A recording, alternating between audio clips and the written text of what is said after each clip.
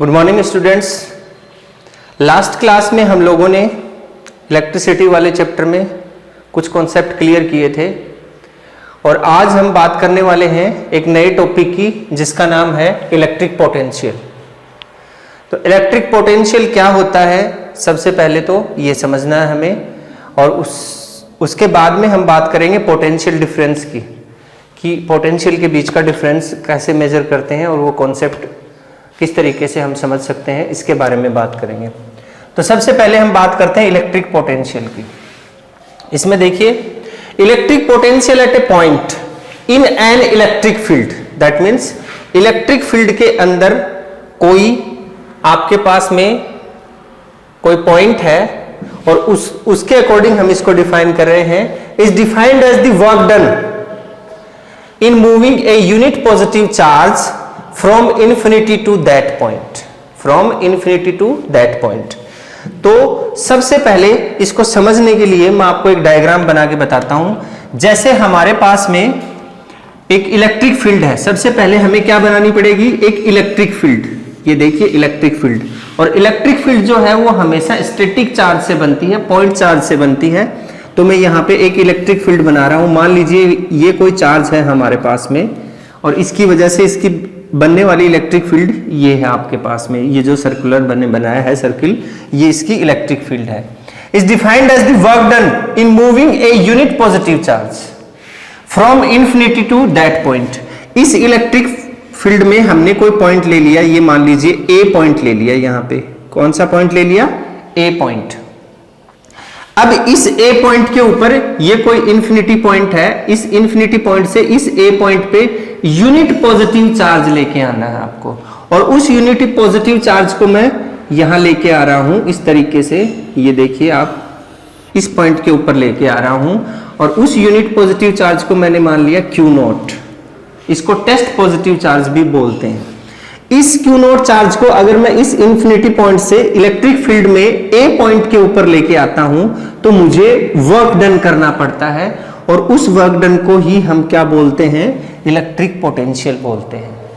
ठीक है, क्यों बोलते हैं उस वर्क डन को इलेक्ट्रिक पोटेंशियल, क्योंकि अगर फॉर्मूला हम इसका निकालेंगे तो वो फॉर्मूला देखिए, सबसे पहले एक मिनट थोड़ी देर इसको स्टैंड बाय मोड पे रखते हैं।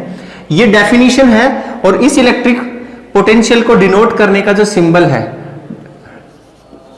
डिनोटेशन सिंबल जो है वो V होता है, और इसकी यूनिट जो है वो होती है वोल्ट। यूनिट क्या होती है इसकी, वोल्ट। वोल्ट में इसको मेजर करते हैं। तो V, ये जो V सिंबल निकल के आया है, इस V सिंबल को अगर मैं मैथमेटिकल एक्सप्रेस करूं तो इस पॉइंट से इस पॉइंट तक, सपोज कीजिए कि इस टेस्ट पॉजिटिव चार्ज को लाने के लिए इंफिनिटी से ए तक हमें वर्क डन करना पड़ा W वर्क डन करना पड़ा। और कौन से चार्ज को लेके आ रहे हैं आप, इस चार्ज को लेके आ रहे हैं क्यू नॉट चार्ज को। तो आपके पास में पोटेंशियल कितना बना, इतना। अब इस चार्ज की वैल्यू ये क्या है, यूनिट टेस्ट पॉजिटिव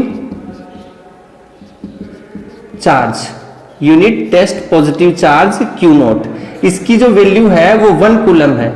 यूनिट बोला गया है तो 1 कूलम, तो 1 कूलम मान ली हमने यूनिट है, तो यहां पे अगर हम 1 कूलम रखेंगे तो V is equals to W, that means work done के इक्वल हो गया ये चीज है। अब सुनिए आप ध्यान से, ये जो इलेक्ट्रिक फील्ड हमने बनाई, ये प्लस क्यू चार्ज था। अब इस प्लस क्यू चार्ज के एरिया में, ये जो इलेक्ट्रिक फील्ड है ये इसका एरिया है जहां पे हम एक फोर्स को एक्सपीरियंस कर सकते हैं। इलेक्ट्रिक फील्ड का मतलब क्या है, इस पॉजिटिव स्टेशनरी या रेस्ट चार्ज या पॉइंट चार्ज के सराउंडिंग में एक ऐसा एरिया डेवलप होता है जिसके अंदर अनदर किसी चार्ज को अगर लेके आए तो वो एक फोर्स को एक्सपीरियंस करता है।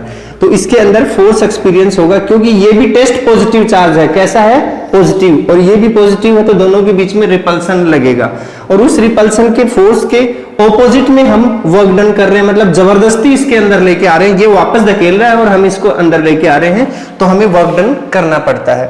उसी वर्क डन को हम लोग क्या बोलते हैं, इलेक्ट्रिक पोटेंशियल बोलते हैं। ये हमारी बात हुई इलेक्ट्रिक पोटेंशियल की।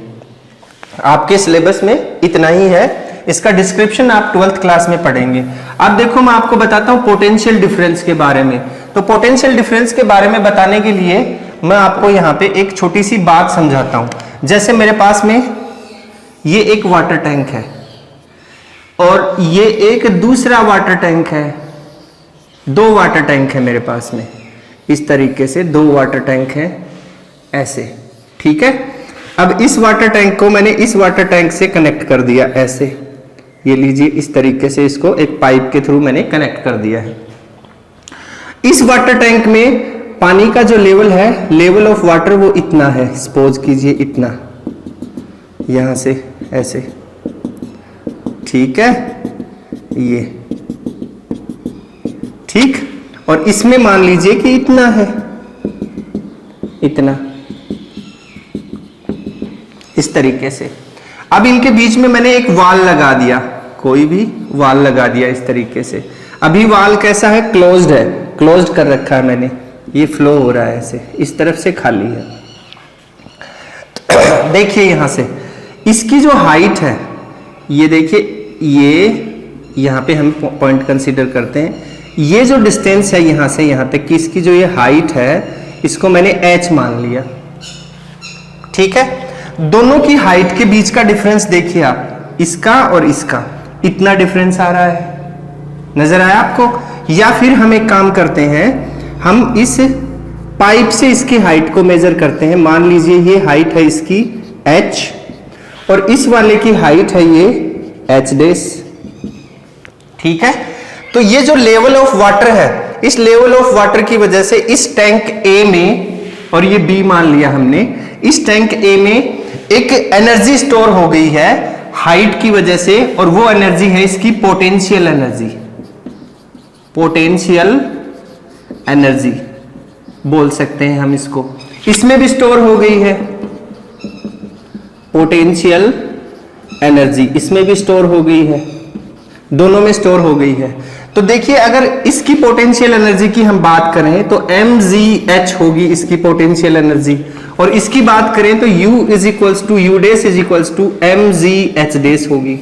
अब अगर दोनों का डिफरेंस निकाला जाए तो इसकी पोटेंशियल एनर्जी कम है क्योंकि इसकी हाइट कम है, और इसकी पोटेंशियल एनर्जी ज्यादा है क्योंकि इसकी हाइट ज्यादा है। That means level of water बढ़ने से इसकी पोटेंशियल एनर्जी इंक्रीज हो गई और इसकी एनर्जी लेवल ऑफ वाटर कम होने से कम हो गई। तो अगर इस वाल को मैं ओपन कर दूं तो ये जो पानी है ये इसमें से फ्लो होने लग जाएगा और इसमें जाने लग जाएगा, और ये तब तक ट्रांसफर होगा जब तक कि दोनों का जो लेवल है वो सिमिलर ना हो जाए।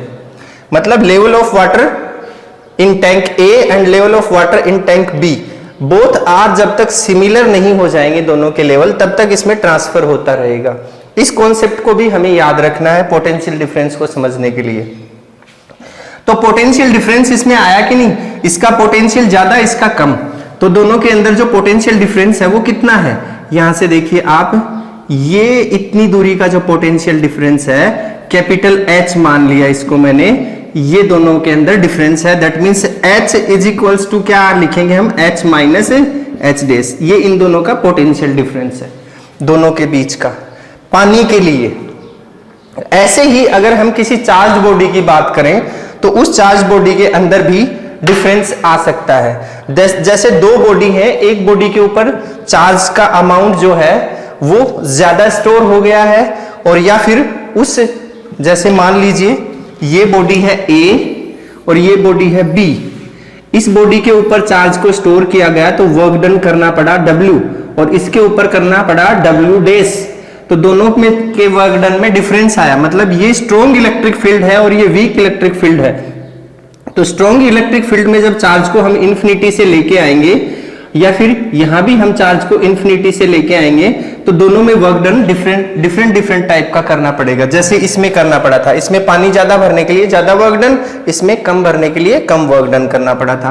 तो उसी तरीके से पोटेंशियल के अंदर भी इलेक्ट्रिक पोटेंशियल डिफरेंस की बात कर रहे हैं, उसमें भी अगर चार्ज का स्टोरेज या चार्ज का जो लेवल है वो ज्यादा होगा तो उस बॉडी का पोटेंशियल भी ज्यादा होगा, और अगर कम होगा तो उसका पोटेंशियल भी कम होगा, और इन दोनों के बीच का जो डिफरेंस हम निकालेंगे वो क्या कहलाएगा, तो हम अभी बात कर रहे हैं पोटेंशियल डिफरेंस की डेफिनेशन की।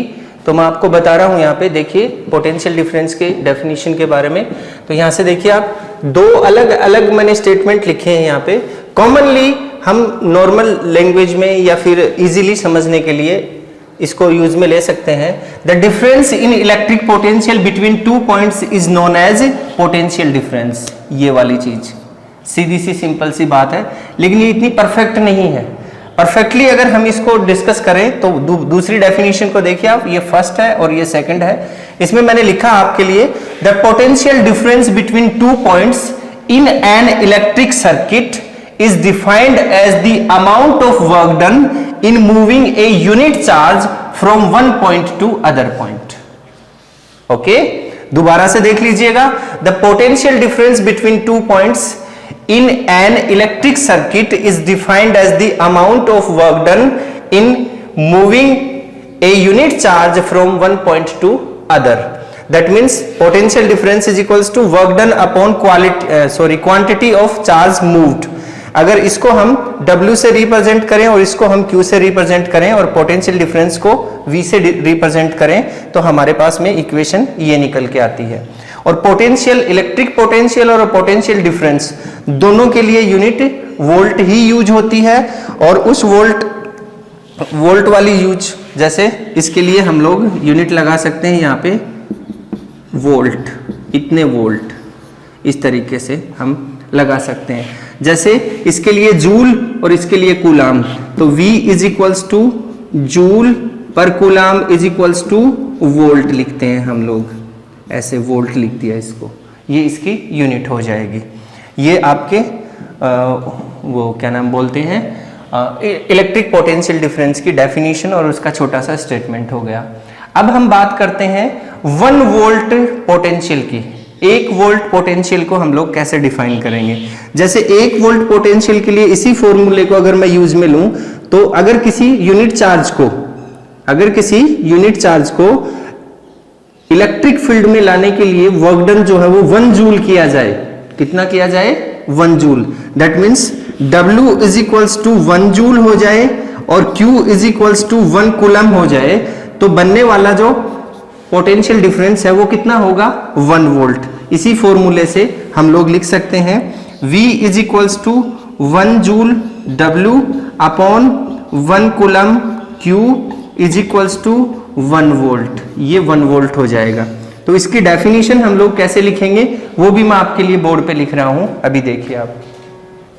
तो 1 वोल्ट की जो डेफिनेशन है वो हमारी ये होगी, देखिए यहां से 1 volt is equals to if 1 joule, अभी मैंने आपको बताया था यहाँ पे फॉर्मूला डेराइव करके, if 1 joule of work done in moving 1 coulomb of electric charge from one point to other is called potential difference between these points is 1 volt. इस तरीके से अब बात ये आती है कि ये जो हमारा वोल्टेज, जो वोल्ट हमारा प्रोड्यूस हुआ है, इसको मेजर कौन सी डिवाइस में करते हैं। इसको मेजर करने के लिए वोल्ट मीटर का यूज लेते हैं। किसका यूज लेते हैं, मेजरिंग डिवाइस। मेजरिंग डिवाइस कौन सी होती है पोटेंशियल डिफरेंस को मेजर करने के लिए, वोल्ट मीटर। वोल्ट मीटर होती है, बट ये एक ऐसी डिवाइस होती है जिसका रेजिस्टेंस ज्यादा होता है, लेकिन फिर भी हम इसको यूज में लेते हैं। आगे फर्दर जो क्लासेज हैं उसमें आपको काफी चीजें पढ़ने को मिलेंगी पोटेंशियल डिफरेंस को मेजर करने के लिए, जिनका जो रेजिस्टेंस है वो लो भी होता है, पोटेंशियोमीटर है, अदर भी बहुत सारी डिवाइसेज हैं, उनके बारे में हम लोग बताएंगे आपको बड़ी क्लासेज में। अब हम एक न्यूमेरिकल करके देखते हैं इसी से रिलेटेड। वो क्या है देखिए, मैं आपको एक न्यूमेरिकल लिख के दिखाता हूँ यहाँ पे और फिर हम उसको सोल्व करेंगे। क्वेश्चन जो है वो आपके सामने बोर्ड पे लिखा हुआ है, मैं उसको रीड करता हूँ और देखता हूँ कि कौन सी क्वांटिटी गिवन है और कौन सी क्वांटिटी हमें फाइंड करनी है। देखिए यहाँ से how much work is done, मतलब हाउ मच, कितना वर्क करना पड़ेगा। तो सबसे पहली जो क्वांटिटी आंसर में लिखते हैं कि W फाइंड करना है आपको। क्या फाइंड करना है, work done. Work done find करना है, एक चीज तो ये हो गई। In moving a charge of 2 coulomb, Q की वैल्यू गिवन है आपको 2 coulomb, from a point at 118 volts to a point at 128 volts. ये पोटेंशियल डिफरेंस निकालना पड़ेगा हमें, ये अलग अलग दिया हुआ है तो V की वैल्यू हमें फाइंड करनी पड़ेगी। Then V is equals to आ जाएगा आपके पास में 128 और 118 इज इक्वल्स टू 10 वोल्ट। ये आपके पास में V की वैल्यू आ गई है। अब देखिए सिंपली फॉर्मूला क्या होता है, since we know that V is equals to W upon Q होता है। अब यहाँ पे वैल्यू पुट करेंगे, यहां से इसमें से वैल्यू पुट करेंगे, इनमें से देखिए आप V की वैल्यू कितनी गिवन है 10 volt is equals to W find करना है, Q की वैल्यू कितनी है 2 coulomb. Then W is equals to कितना आ जाएगा 10 इंटू 2 इज इक्वल्स टू 20। अब W है तो यूनिट लगाएंगे, यहाँ पे यूनिट क्या आ जाएगी जूल। ये हमारा आंसर आ गया। सिंपल सा क्वेश्चन है ये आपका। ऐसे ही छोटे छोटे क्वेश्चन करके हम बड़े क्वेश्चन भी करेंगे। अभी एक क्वेश्चन और मैं आपको बता रहा हूं, देखिए वो कैसा है, अभी मैं लिख देता हूं बोर्ड पे, फिर आपको बताता हूं सोल्व करके। नेक्स्ट जो क्वेश्चन है आपका वो देखिए, एक और क्वेश्चन हमने बनाया है यहाँ पे, वो हम पहले रीड करते हैं। देखिए इसमें क्या पूछा गया है, how much energy is given, that means energy पूछी गई है। आंसर में क्या लिखेंगे, E फाइंड करना है आपको। To each coulomb of charge passing through a 6 volt battery, V is equals to given है आपको 6 वोल्ट। कितना है 6 वोल्ट गिवन है। अब ईच कूलम, ये देखिए ईच कूलम का मतलब होता है 1 कूलम। ईच कूलम का मतलब 1 कूलम, तो Q की वैल्यू आपको गिवन है 1 कूलम। ये क्वांटिटीज हमारे पास में है। लेकिन मैं आपको एक बात बताता हूं, एनर्जी जो है, how much energy is given, energy जो है वो वर्क डन के इक्वल होगी, क्योंकि एनर्जी और वर्क डन का दोनों का आपस में सिस्टम इसी तरीके का होता है कि जितनी एनर्जी हम वर्क डन करने में लगाएंगे, भाई कम एनर्जी लगाएंगे तो कम वर्क डन होगा, ज्यादा एनर्जी लगाएंगे तो ज्यादा वर्क डन होगा। तो ये जो एनर्जी है, ये एनर्जी वर्क डन के इक्वल होगी। तो हम लोग स्टेटमेंट में क्या लिख सकते हैं, since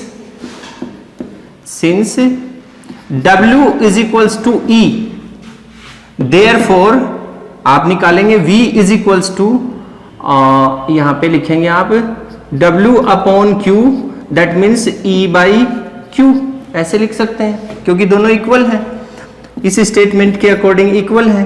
then V is equals to कितना है 6 वोल्ट, और W E की जगह W की जगह E पुट कर दिया, और Q की वैल्यू है 1, तो E इज इक्वल्स टू क्या आ जाएगा 6 इंटू 1 इज इक्वल्स टू आ गया है 6 जूल। ये आपका आंसर हो गया। इसमें सिर्फ एक ही बात, सेम वैसा ही क्वेश्चन है, ये पहले वाले के जैसा ही है, सिर्फ इसमें आपको ये बात समझनी है, ये चीज मैंने आपको समझाने के लिए कि W is equals to E होता है, ये चीज समझाने के लिए ही मैंने यहाँ पे एनर्जी लिखी है। बाकी सेम है, पूरा क्वेश्चन वैसे ही है। एक यहाँ पे ये चीज देखिए, यहाँ पे थोड़ा समझना है आपको कि ईच कूलम का मतलब 1 कूलम, तो 1 कूलम हमें ये चीज समझनी है। मतलब कंफ्यूज नहीं होना है, हर स्टेटमेंट में और हर वर्ड में कुछ ना कुछ मीनिंग दिया हुआ होता है, उसे हमें कैच करना है। ये चीज हो गई। तो आज के लेक्चर में हम इतना ही देखेंगे। आज के लेक्चर में जो हमने पढ़ा है वो सफिशिएंट है।